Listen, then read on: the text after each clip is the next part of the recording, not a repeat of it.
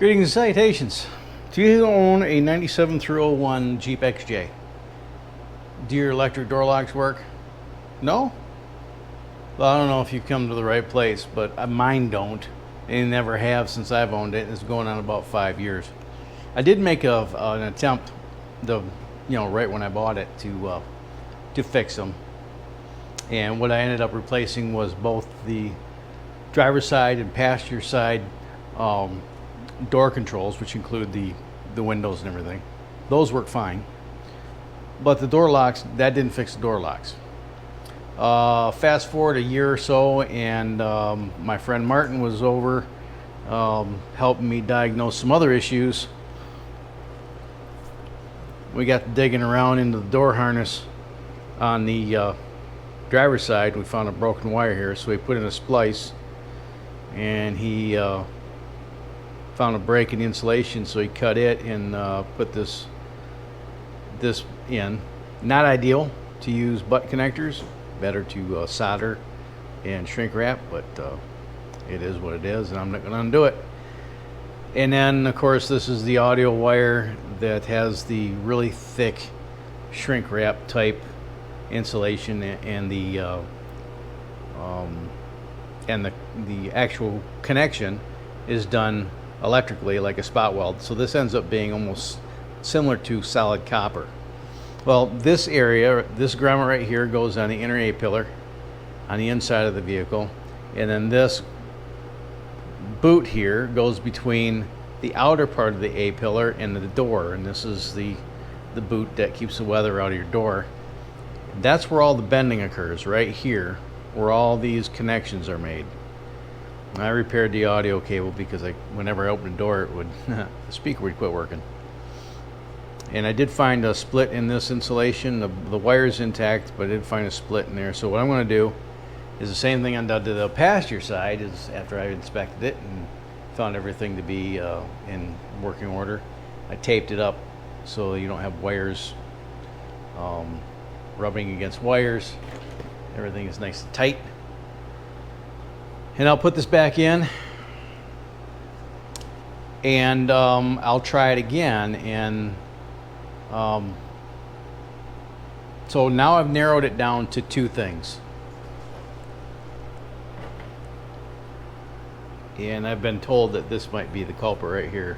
And this is the control board and the receiver for the keyless entry. And this might be Deckard. I don't know if the system will work without this plugged in, but we'll see. And then the other issue that I have is perhaps, I'm not sure, I'll have to dig it up, but I think maybe the rear hatch solenoid is pooched. So I'll go through and probably, while the door panels are off my vehicle, because I've done a interior detail, the door panels are off the vehicle. I want to see if I can get these working. If you have a similar situation and your vehicle is still rocking the original switch controls, it could be one of the switch controls. You might think, since you're controlling everything from the driver's seat, it might be that. Well, actually, it may be that your driver's side controls are fine.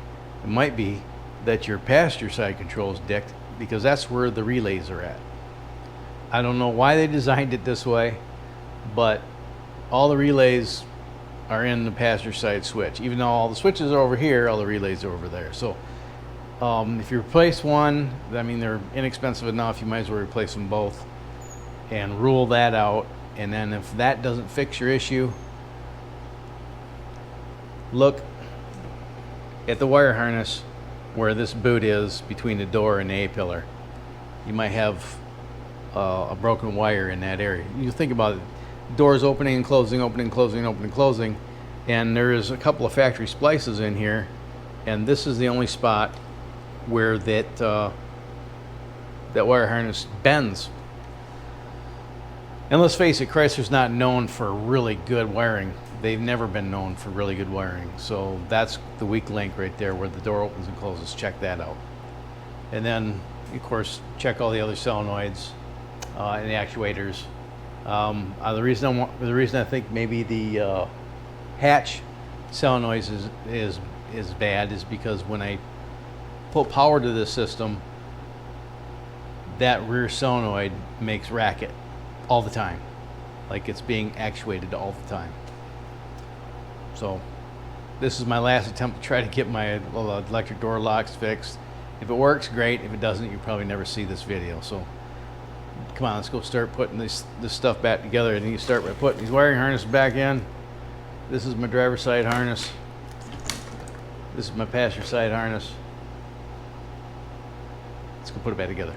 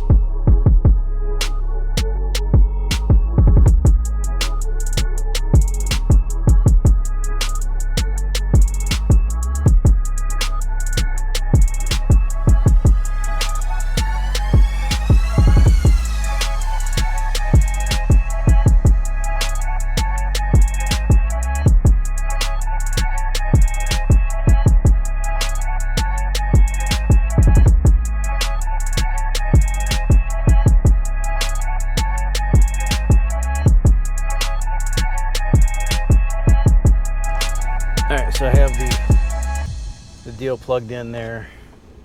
That's the receiver for the key fob. I got the rear gate solenoid hanging there from its wiring harness. I've got all the other stuff plugged in. I've got the fuse plugged in.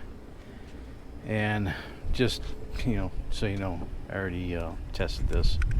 And wait for it.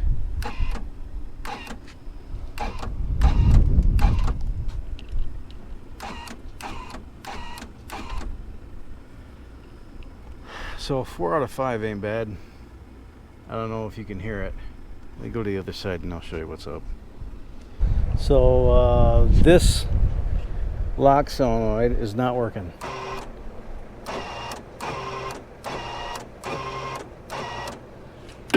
Either there's a gear stripped or it's just completely decked. In order for me to, I'm gonna have to dig into that and see if I can figure it out. I may have to get a new door latch. That ain't the end of the world, I suppose. Well, the rest of them are working. Let's see if it works without the key fob dealio here. I had to set you down. Stay right there.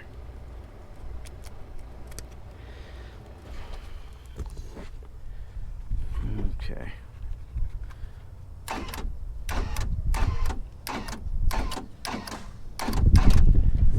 Awesome. So it looks like it probably...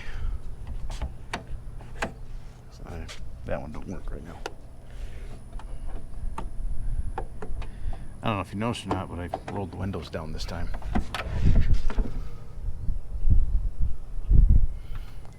So probably Martin fixed it a couple years ago when he did that. Oh, one thing I did notice, it was only going one way when I first tried this, and the driver's side switch deal here with all the relays in it. This one right here, it's got all the relays in it.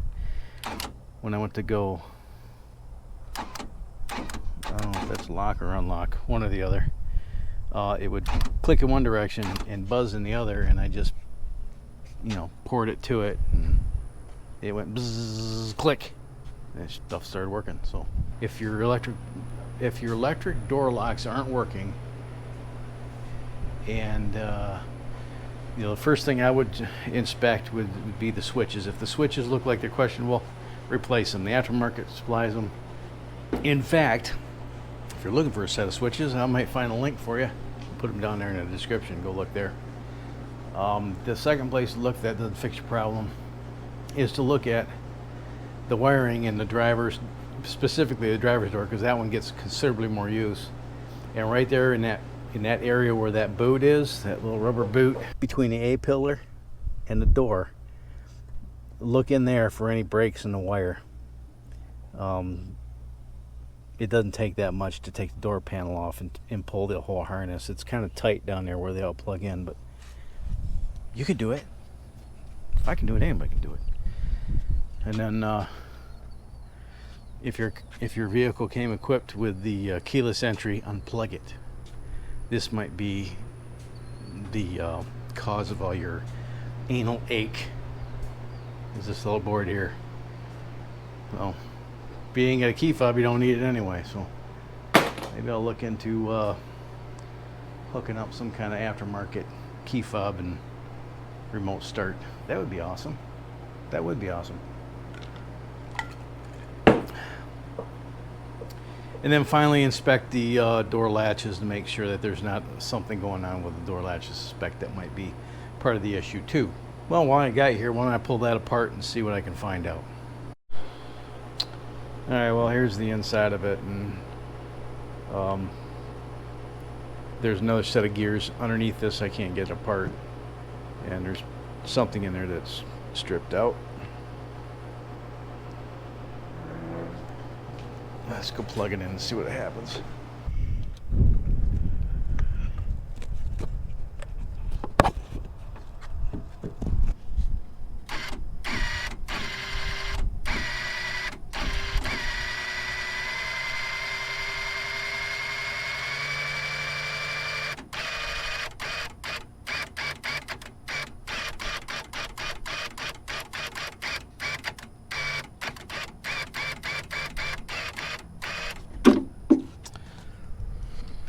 Well, that's less than ideal. Now I'll go online and see if I can find another one. I got a feeling these are going to be expensive, but I replaced this and I got working door locks. So, like I said, check your switches first. That's the easiest thing to do. Check the link in the description. Then check the wiring between the door and the A-pillar. Take the harness out if you have to get a better look at everything. And then inspect all the wiring to the different locations. Make sure those are all good. Check your grounds. And then check your actuators. For right now, things looks like they're fixed. Probably been fixed for a few years since Martin fixed that wire in the door. If you found this video informative, smash the like button, share it with the best social media network. If you want to support the channel, of course, there's links down in the description to Amazon. If you do all your Amazon shopping through any of those links, the channel can earn a little bit of a commission. If you want to throw me a couple bucks, there's PayPal and Patreon if you want to support it on a monthly. Thanks in advance if you can afford to do that. If you can't, we're probably cousins. So until next time, you have fun, stay safe, shoot straight, keep powder dry, and have a splendid day. Thanks so much for watching. And I'll see you next time.